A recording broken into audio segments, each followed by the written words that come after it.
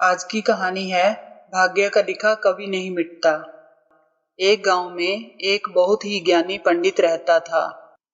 एक दिन वह अपने बचपन के मित्र से मिलने के लिए दूसरे गांव जा रहा था। उसका मित्र बचपन से ही गूंगा और एक पैर से अपाहिज था। उसके मित्र का गांव काफी दूर था। रास्ते में कई छोटे छोटे गांव पड़ते थे। पंडित अपनी धुन में आगे चला जा रहा था। तभी रास्ते में उसे एक आदमी और मिल गया। वह भी पंडित के साथ साथ चलने लगा। पंडित ने सोचा, चलो अच्छा ही हुआ, साथ साथ चलने से सफर जल्दी कट जाएगा। चलते चलते पंडित ने उस आदमी से उसका नाम पूछा तो उस आदमी ने अपना नाम महाकाल बताया। पंडित को ये नाम थोड़ा अजीब सा लगा, पर पंडित ने नाम के विषय में कुछ पूछना उचित नहीं समझा। दोनों धीरे धीरे साथ में चल ही रहे थे।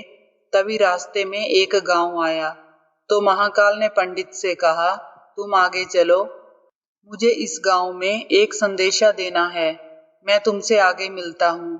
पंडित ने कहा, ठीक है, और वह आगे की ओर चल दिया। तभी गांव में खबर फैली कि एक व्यक्ति को भैंसे ने मार दिया है। जैसे ही भैंसे ने उस व्यक्ति को मारा, ठीक थोड़ी ही देर में महाकाल वापस आ गया। फिर चलते चलते दोनों एक दूसरे गांव के बाहर पहुंचते हैं, जहां पर एक छोटा सा मंदिर बना था और ठहरने की व्यवस्था भी अच्छी लग रही थी। पंडित के मित्र का गांव भी वहां से अभी काफी दूर था और रात्रि भी होने वाली थी। तो पंडित ने महाकाल से कहा, रात्रि होने वाली है, पूरा दिन चलते चलते थकान भी लग रही है और भूख भी लगी है, हम यहीं भोजन करके आराम कर लेते हैं, कल सुबह आराम से आगे का सफर तय करेंगे।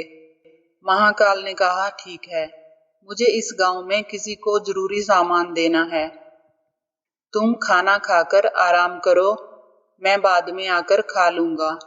इतना कहकर वह वहां से चला गया। लेकिन उसके जाते ही कुछ देर बाद उस गांव में धुआं उठता दिखाई दिया और देखते ही देखते पूरे गांव में आग लग गई। पंडित ने आश्चर्य से सोचा कि ये महाकाल जहां भी जाता है वहां किसी न किसी तरह की हानि जरूर हो जाती है, कुछ तो गड़बड़ है। लेकिन पंडित ने रात्रि में महाकाल से इस बात का कोई जिक्र नहीं किया। सुबह दोनों ने फिर अपने गंतव्य की ओर चलना प्रारंभ कर दिया। कुछ ही देर में फिर एक गांव आया तो महाकाल ने फिर पंडित से कहा, आप आगे चलते जाइए, मैं कुछ देर में आपको मिलता हूँ, मुझे इस गांव में भी कुछ जरूरी काम है, मैं काम करके आपसे आगे मिलता हूँ। ये कहकर महाकाल जाने लगा। लेकिन इस बार पंडित आगे नहीं बढ़ा, बल्कि वहीं खड़ा होकर महाकाल को देखता रहा कि अब वह कहाँ जाता है और क्या करता है। तभी लोगों की आवाजें सुनाई देने लगी कि किसी व्यक्ति को सांप ने काट लिया है और वह मर गया है। ठीक उसी समय महाकाल फिर से उस पंडित के पास पहुंच गया, लेकिन इस बार पंडित को सहन नहीं हुआ। उसने महाकाल से पूछ ही लिया कि तुम जिस गांव में जाते हो वहां कोई ना कोई नुकसान जरूर हो जाता है, क्या तुम मुझे बता सकते हो ऐसा क्यों हो रहा है? तो महाकाल ने जवाब दिया, पंडित जी, आप तो मुझे बहुत बड़े ज्ञानी मालूम पड़े थे, इसलिए मैं आपके साथ चलने लगा था, क्योंकि ज्ञानियों का संग बहुत अच्छा होता है, परंतु आप अभी तक नहीं समझ पाए कि मैं कौन हूँ। पंडित ने कहा, मैं समझ गया हूँ, लेकिन मुझे कुछ शंका है, अगर आप ही अपना उपयुक्त परिचय दे दें तो मुझे शंका नहीं होगी। महाकाल ने जवाब दिया, मैं जमदूत हूँ और जमराज की आज्ञा से उन लोगों के प्राण हरण करता हूँ जिनकी आयु पूर्ण हो चुकी है। हालांकि पंडित को पहले से ही इस बात की शंका थी, फिर भी महाकाल के मुंह से सुनकर पंडित घबरा गया, लेकिन फिर से हिम्मत करके पूछा, अगर ऐसी बात है और तुम सचमुच जमदूत हो तो बताओ, अगली मृत्यु किसकी है? जमदूत ने जवाब दिया, अगली मृत्यु तुम्हारे उसी मित्र की है जिससे तुम मिलने जा रहे हो, और उसकी मृत्यु का कारण भी तुम ही बनोगे। ये बात सुनकर पंडित सहम सा गया। पंडित सोच में पड़ गया कि यदि वास्तव में ये जमदूत हुआ तो उसकी बात भी सही होगी। मेरे कारण मेरे बचपन के सबसे अच्छे मित्र की मृत्यु हो जाएगी, इसलिए अच्छा यही होगा कि मैं अपने मित्र से मिलने ही ना जाऊं। कम से कम मैं तो उसकी मृत्यु का कारण नहीं बनूंगा। महाकाल ने कहा, जो तुम सोच रहे हो वह सब मुझे पता है, मगर तुम्हारे अपने मित्र से मिलने ना जाने से नियति नहीं बदल जाएगी। तुम्हारे मित्र की मृत्यु निश्चित है और वह अगले कुछ ही क्षणों में घटित होने वाली है। महाकाल के मुंह से ऐसी बातें सुनकर पंडित को झटका सा लगा, क्योंकि महाकाल ने उसके मन की बात जान ली थी, जो कि एक साधारण व्यक्ति के लिए संभव नहीं है। अब तो पंडित को विश्वास हो गया कि ये महाकाल सचमुच में ही जमदूत है, वह अपने मित्र की मृत्यु का कारण ना बने।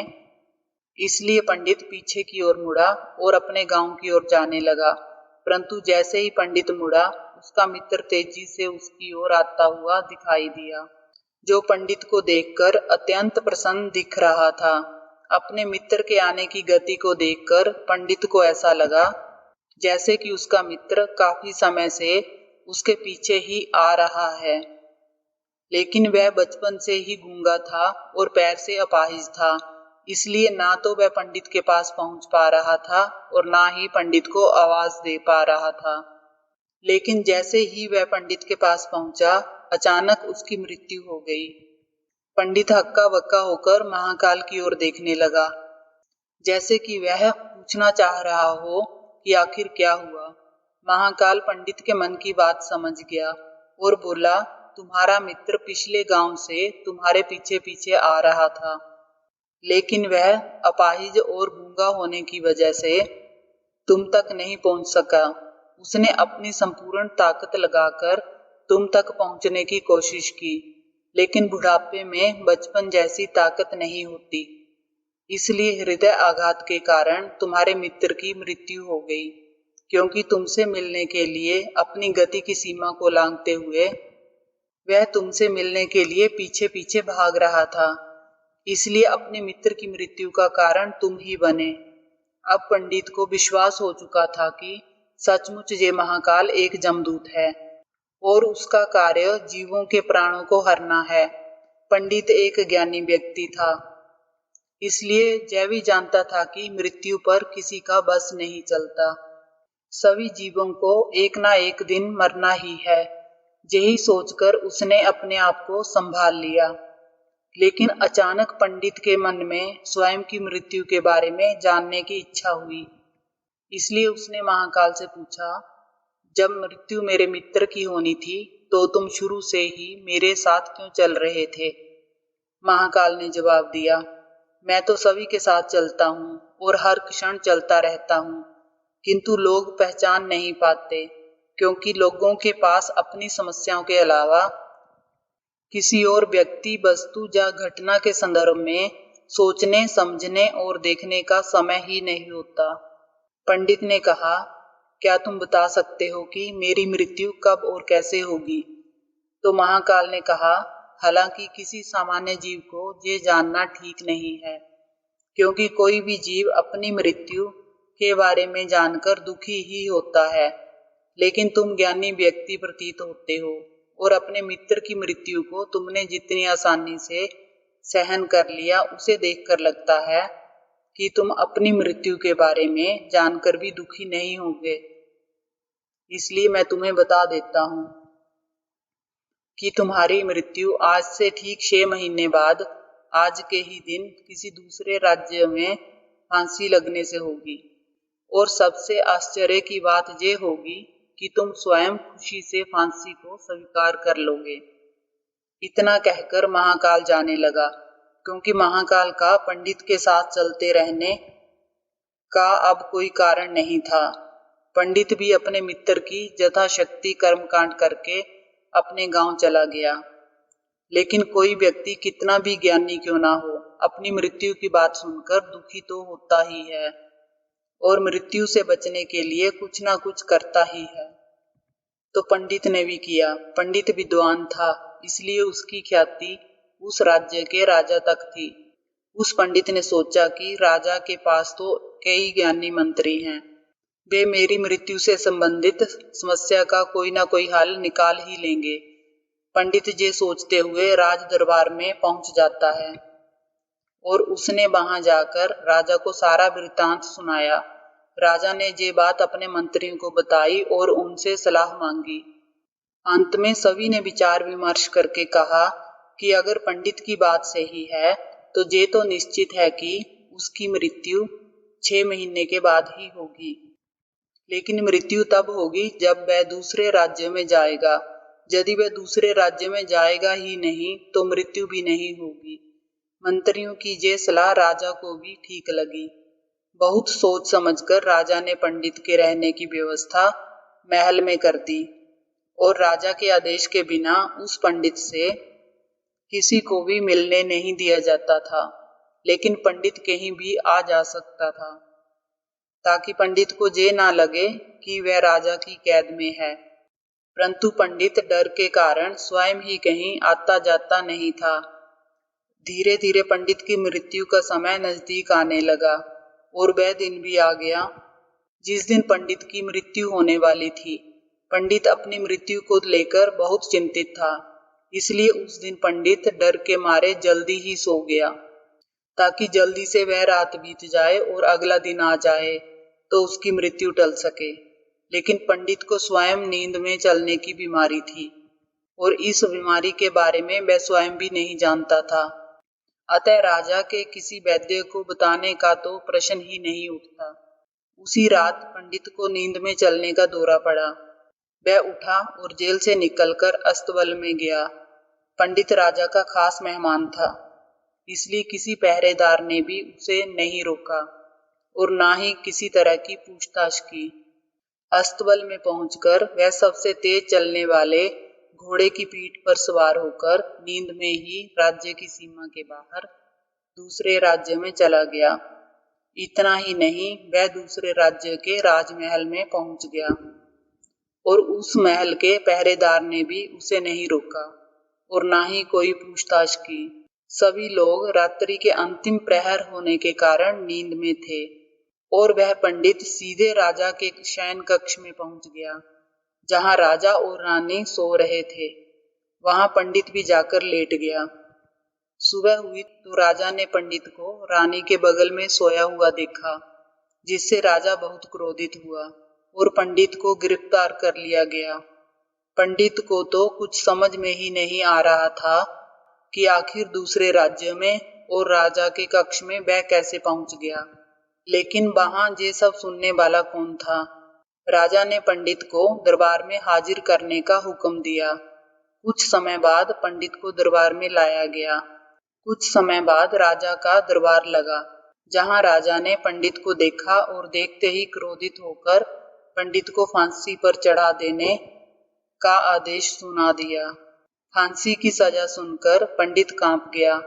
फिर भी कुछ हिम्मत कर उसने राजा से कहा कि मैं ये नहीं जानता कि मैं राजमहल में कैसे पहुंचा और ये भी नहीं जानता हूं कि मैं आपके शयन कक्ष में कैसे आया और आपके राज्य के किसी पहरेदार ने मुझे रोका क्यों नहीं।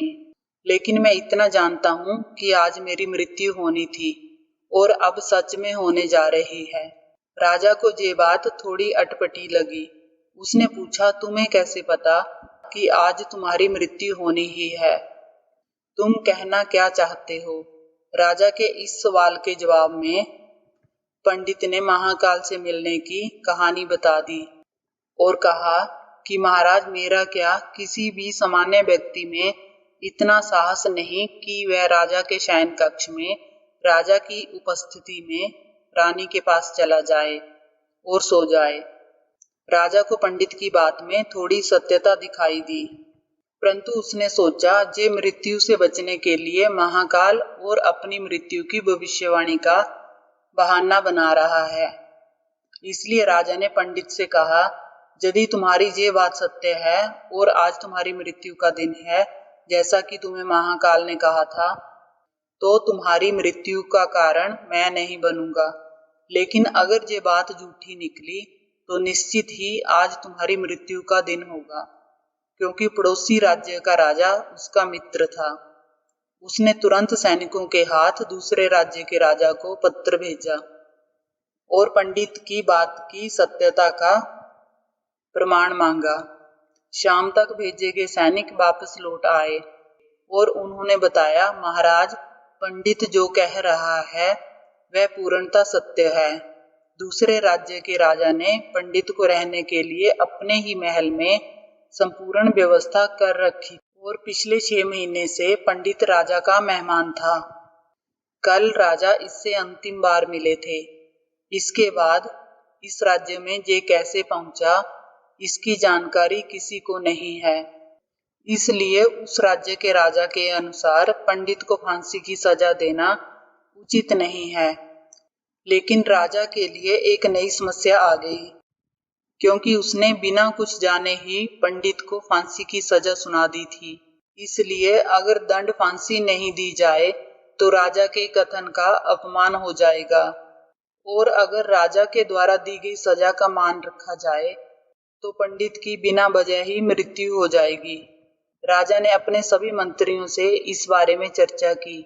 सभी मंत्रियों ने सुझाव दिया कि महाराज, पंडित को एक कच्चे सूत से फांसी लगवा दें। इससे आपके कथन का भी मान रह जाएगा और कच्चे सूत के धागे से पंडित को भी फांसी नहीं लगेगी और उसके प्राण बच जाएंगे। राजा को ये सुझाव अच्छा लगा। उसने ऐसा ही आदेश सुना दिया। पंडित के लिए कच्चे धागे के सूत का फांसी का फंदा बनाया गया और नियम के अनुसार पंडित को फांसी पर चढ़ाया जाने लगा। सभी लोग खुश थे कि ना तो पंडित मरेगा और ना ही राजा का वचन झूठा पड़ेगा। पंडित को भी विश्वास था कि सूत के धागे से तो उसकी मृत्यु हो ही नहीं सकती, इसलिए वह भी खुशी खुशी फांसी पर चढ़ने को तैयार था, जैसा कि महाकाल ने उसे कहा था। लेकिन जैसे ही पंडित को फांसी दी गई, सूत का धागा तो टूट गया, लेकिन टूटने से पहले उसने अपना काम कर दिया था। पंडित के गले की नस सूत के धागे से कट चुकी थी और पंडित जमीन पर पड़ा तड़प रहा था। हर धड़कन के साथ उसके गले से खून की फुहार निकल रही थी और देखते ही देखते पंडित का शरीर पूरी तरह से शांत हो गया। सभी लोग आश्चर्यचकित थे, पंडित को मरते हुए देख रहे थे। किसी को विश्वास ही नहीं हो रहा था कि इस कमजोर से धागे से किसी की मृत्यु हो सकती है। लेकिन घटना घट चुकी थी। नियति ने अपना काम कर दिया था। जो होना होता है वह होकर ही रहता है। हम चाहे जितनी भी सावधानियां बरतें, जितना भी उपाय कर लें, लेकिन हर घटना और घटना की पूरी प्रणाली पहले से ही तय होती है, जिसे हम थोड़ा सा भी इधर उधर नहीं कर सकते। इसलिए ईश्वर ने हमें भविष्य जानने की क्षमता नहीं दी है, ताकि हम अपने जीवन को ज्यादा बेहतर ढंग से जी सकें। और यही बात उस पंडित पर भी लागू होती है। यदि पंडित ने महाकाल से अपनी मृत्यु के बारे में ना पूछा होता तो 6 महीने राजा की कैद में डर डर कर जीने की बजाय ज्यादा बेहतर जीवन जीता। आपको ये कहानी अच्छी लगी हो तो वीडियो को लाइक करें, चैनल को सब्सक्राइब करें। कहानी को अंत तक देखने के लिए आप सभी का धन्यवाद।